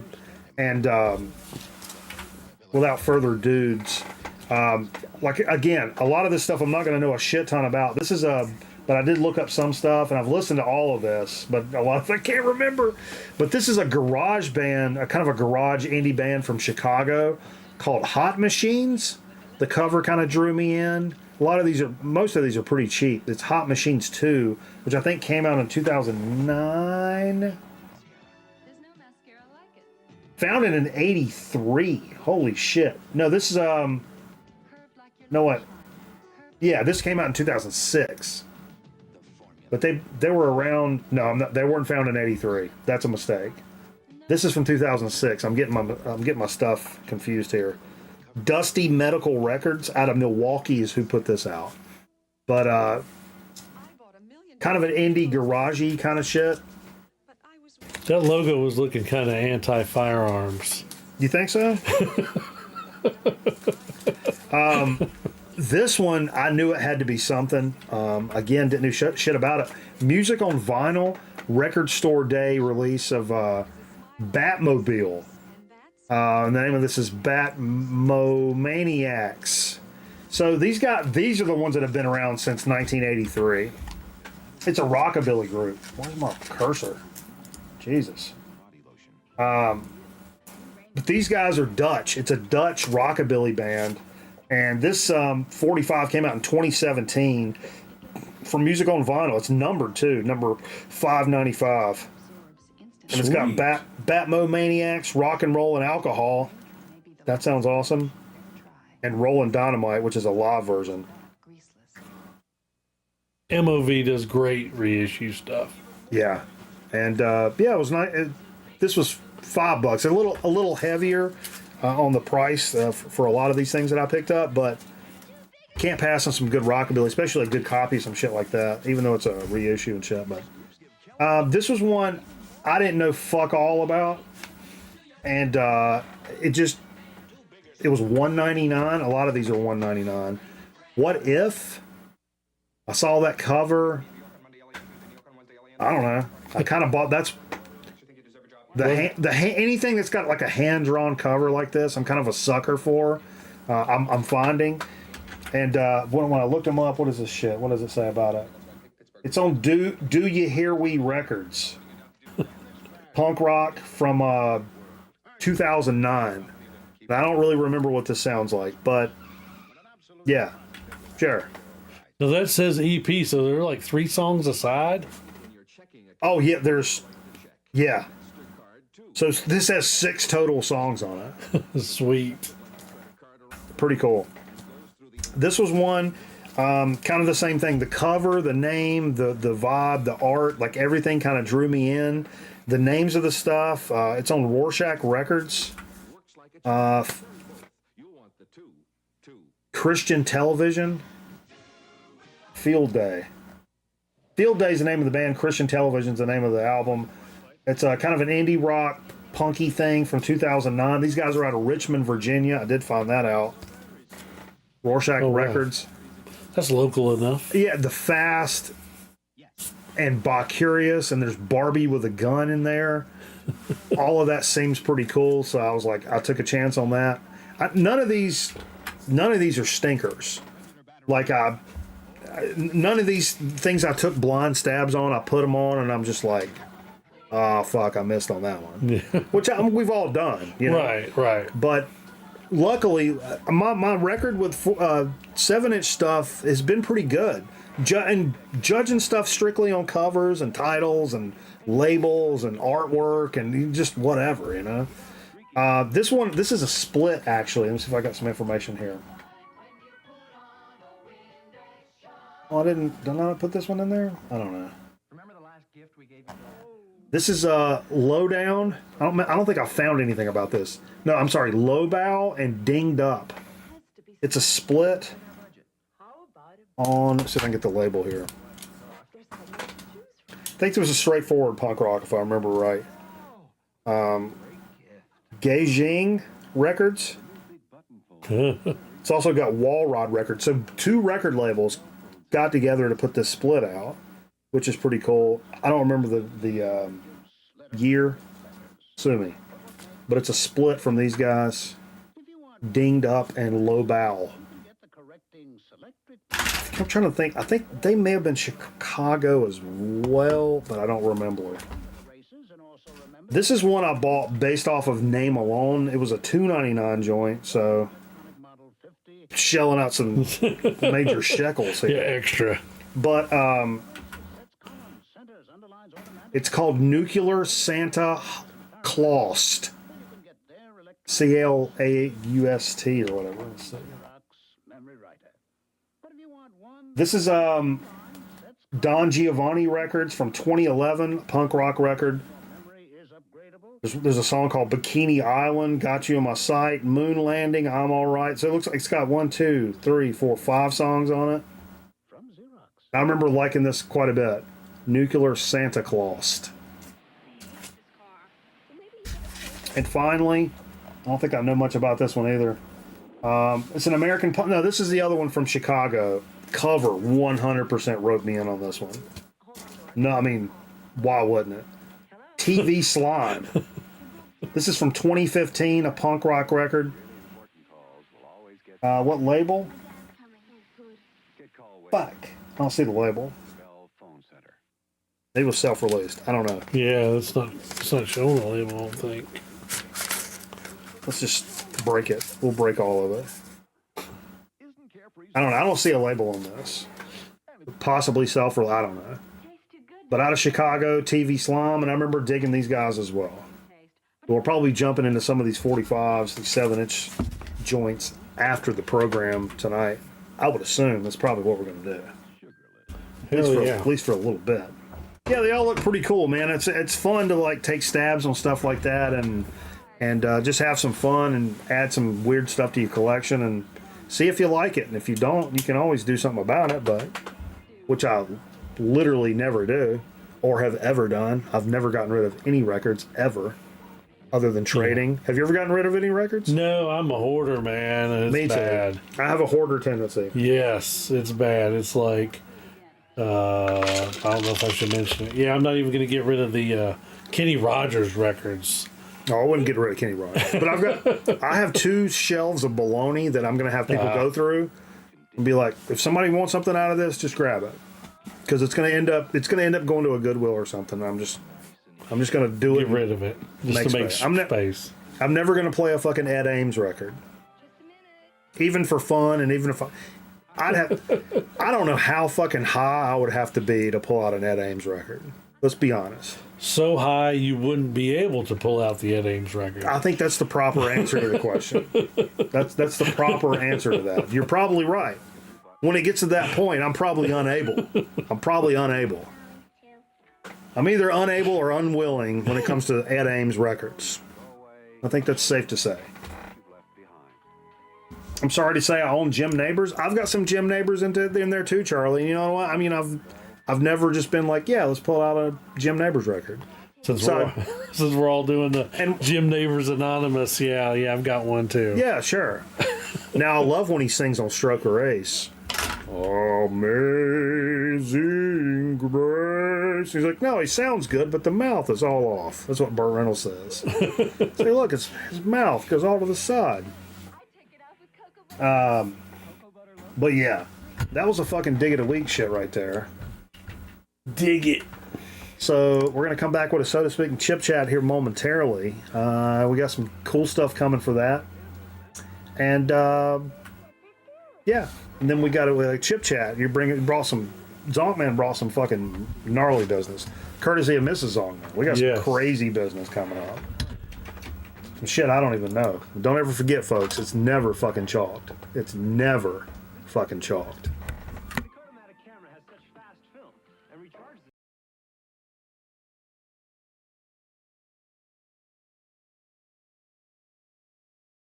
Stick around.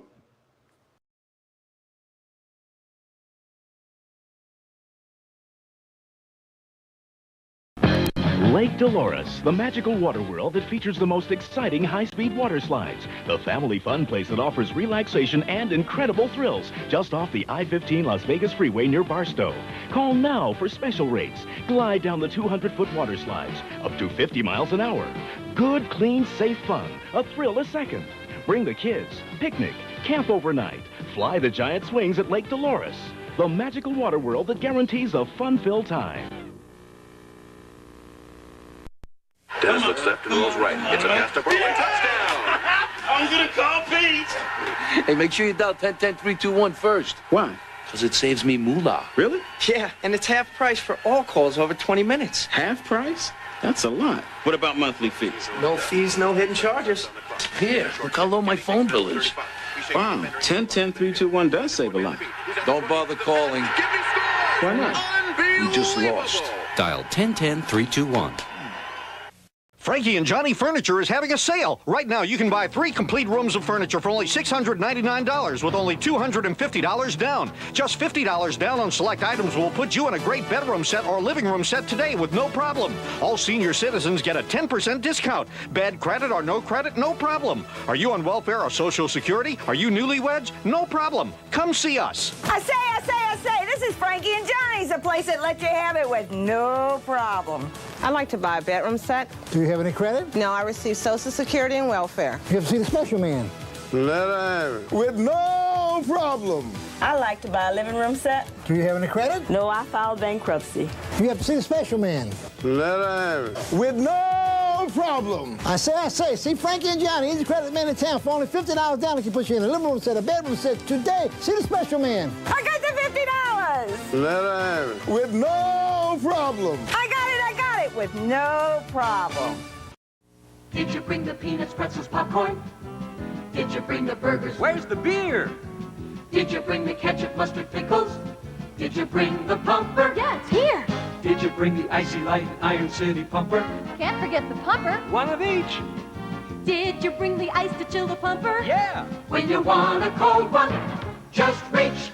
Have a picnic, have a party, call the people, tap the pumper, have a pumper party. Did you bring the pumper? Did you bring the pumper? Did you bring the pumper? Yeah!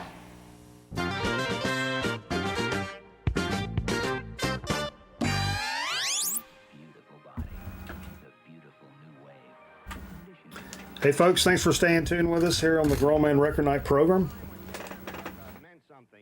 We're back. We're in the home stretch, folks. We're in that fucking home stretch. You know what that means? We got some shit coming for you here. Let's shit is coming is right. I mean,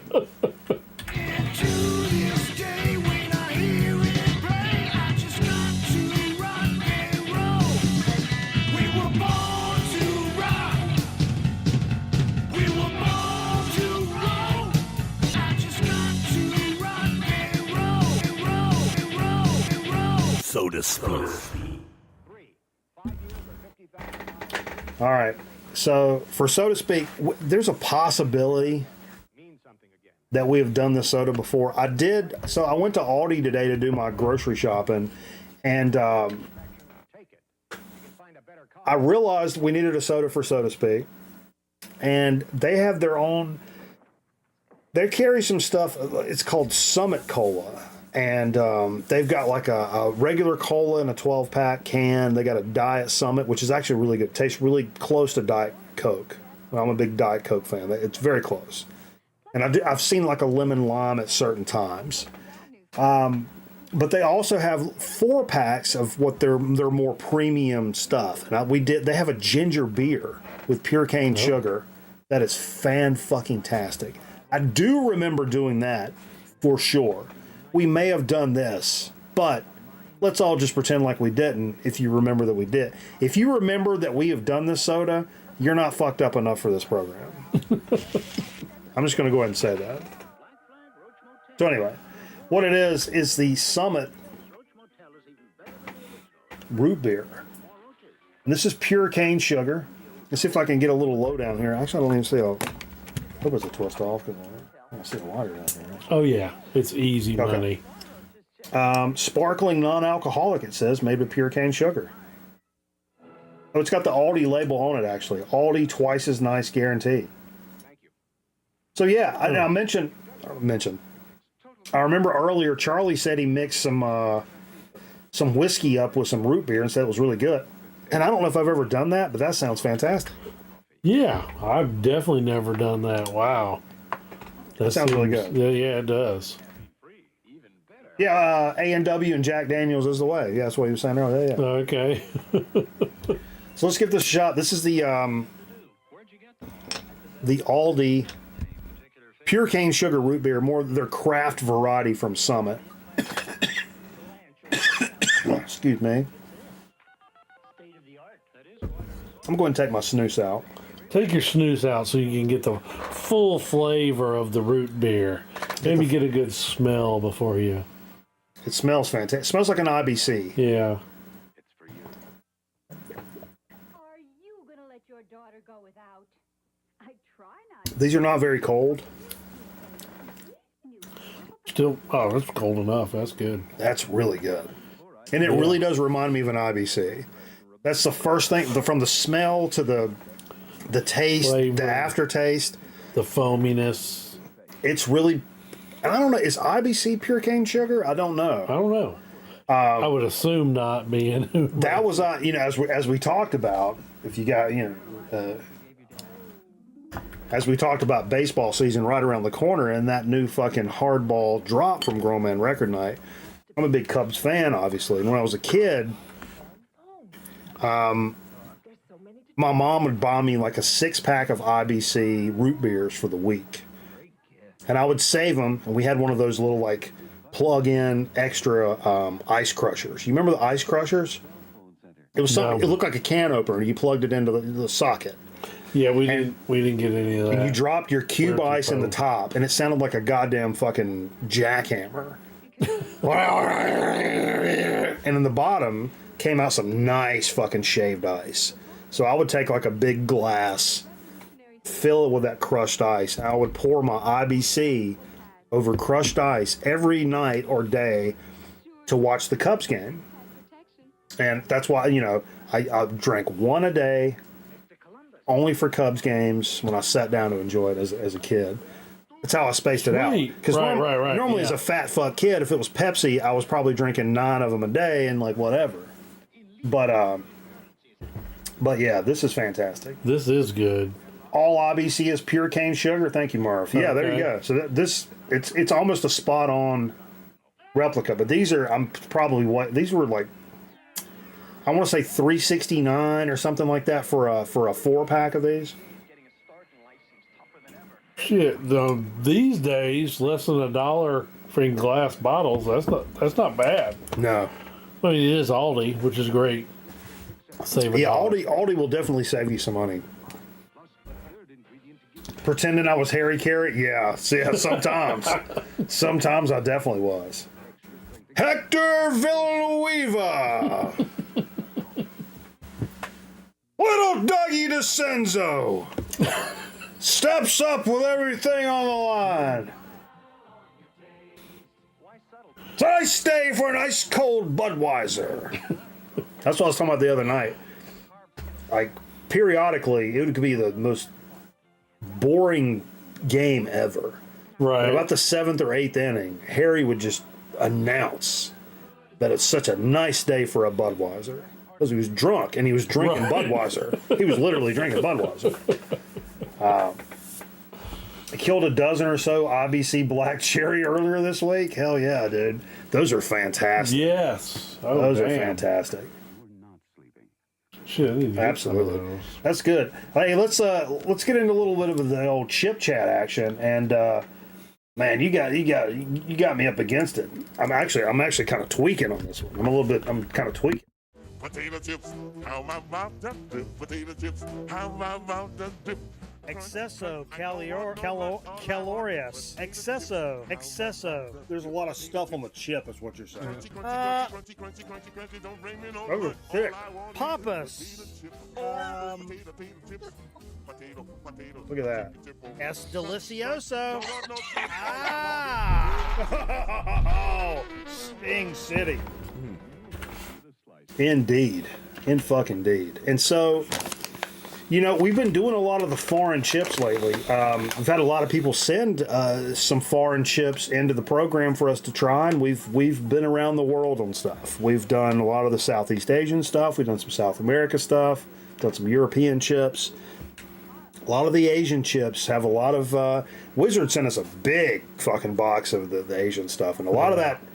You notice there's always a large component of seafood, it seems like. Right. It can be shrimp and lobster, like one... The one was prawns or something? Prawns, boat noodle. One was called boat noodle.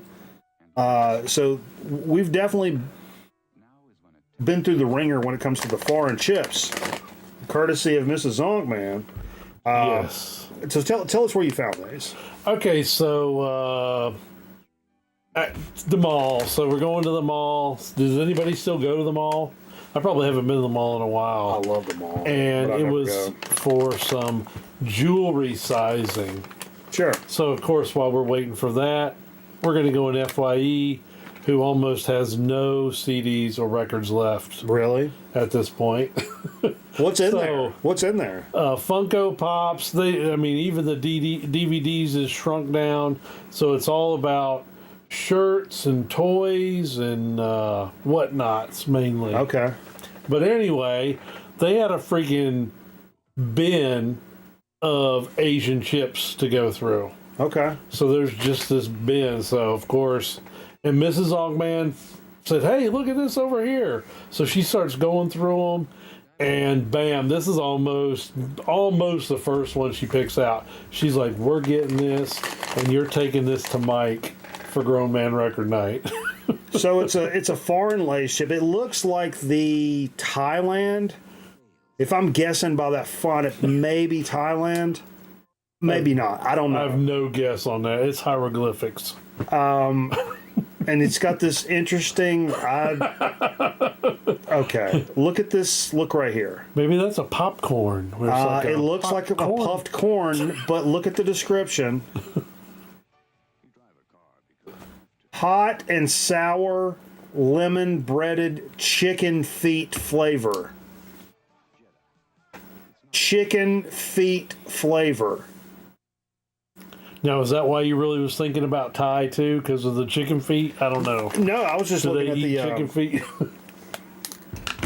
Chicken feet, folks. I mean, we've done a lot of stuff. Maybe these are just like straight from China. We've done a lot of stuff. I wanted to see. There's like, if we could. Oh, it does say China. It is China. It does say China. It is China. There's not too much, so yeah. It's, I don't know if we've done any actual Chinese. There might be some viruses in there. Sure. In that bag. I got a few shots before we started the show. I mean, Jay comes over here on the regular. You got to keep on your toes.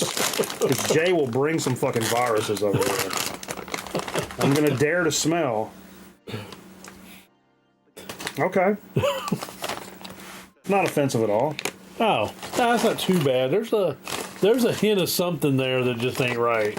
So it's got the same consistency as your normal Lay's chip, light, crispy, airy, fluffy.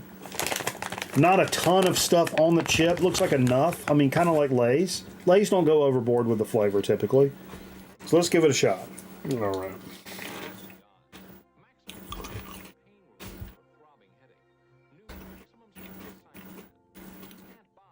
Whoa. Wow. There's some kind of after deal. Well, whoa. You would probably skip past the chicken because the first part of this description is hot and sour lemon braised. It's that lemon. It's a very bright chip. Whoa. So it's bright with that lemon flavor and with some spices, like a spicy lemon. Yeah, spicy lemon. It's not hot spicy. Yeah, it's not hot spicy. It's I don't know. Like a paprika and lemon together. Yeah, there you go. Yeah, like paprika and lemon, and then every now you will be like, wait, is that chicken? At some point while I'm chewing, I'm like, wait, is that chicken? But it doesn't taste. There's nothing super weird in here. Right. It's not like there's one part that's like the toenail or something like that. And my family grew up eating pig's feet and shit, so I can't say nothing. But like, I guess it's the sour lemon that really fucks me up because. But if you keep chewing it, you eventually get chicken for sure. Right. You taste it? You taste the chicken? Right. It is weird. It's exactly how you describe it. You got to chew through it. Chew through the flavor, and then you get to the meat. Well, I think it's one of those deals. If I was to sit here and hork slam this bag, I think I would only get like spicy lemon. Right. Spicy lemon. But if you grab a couple and chew them and eat them and kind of chill with it, eventually you're like, wait, chicken. So I think if you ate these fast, you would not even come to the chicken conclusion on these. Yeah. But sitting with them, you definitely do. Not bad. Not bad. No. These are way better than a lot of those seafood chips, which can be pretty off-putting, which taste like low tide at Omaha Beach. Right. Definitely not chip of the year, but all right. No, but that's not bad. This is one I was kind of a little worried about because people's palates are a little different around the world. Sure. Savor the foul toe. Yeah. Yeah. That's a foul toe, all right. But it's not bad. It's not bad. I've definitely had way, way worse. Right. Actually, I think we there's another instance where there was one that was like sounded really bad. It was like a something lobster chip or something, and it was better than shrimp or squid. I think it was squid. The squid chips are way better than shrimp, which that's everybody loves shrimp, right? But maybe not on a chip. But the shrimp ones were like, you open the bag and you're like, whoa, fuck. Right, the smell and the flavor overwhelms you on the shrimp. But I remember the lobster and the squid being better than the shrimp even. So anyway, not bad. It's not a bad shit. Why don't we buck over to the Twitch side of things? Play us a few more record albums before we sign the fuck off for the night. Appreciate everybody hanging out with us. It's been a lot of fun tonight playing a lot of the jams. Had Zonkman in the house, had Jay in the house. We're going to be back on Sunday night with the fucking shelving show. If you don't come to Twitch, please join us over there on Sunday. Definitely a product of the root beer. Yeah, for sure. But yeah, let's go on over there and listen to some records. I'm going to play these 7 inches and let you guys check out some of this punk rock stuff I picked up that's, blind stabs, which is always fun. Gnarly, dude. Gnarly. So anyway, again, check out the new little merch drop. ! Merch in the chat. Grab yourself a fucking a dad hat or a fucking record night t-shirt for the baseball season coming up. And we'll catch you guys on the flippity floppity. I got one more question before we go. Sorry to fuck up the end. No. On the merch, if I'm not in the chat or whatever to click it, are you going to put like a link on the posted video or anything like that? I'll put it. I'll definitely put it in the Discord. We'll make sure. In the Discord. Yeah, I'll definitely make sure. Anybody wants something? Sorry, I was just wanting to make sure I got a stab at it. No. And if anybody's got any questions about the merch, or like if you want something specific or a color or something you're missing, just reach out and let me know. I'll do the best I can. And again, we're not making much loot off of this or anything. It's just something kind of cool to do for a little limited drop. So appreciate you guys. We'll catch you back over Twitch. Have a good rest of your weekend. See ya.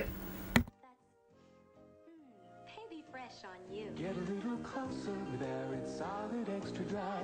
Arid Solid fights wetness ordinary deodorant sticks can't.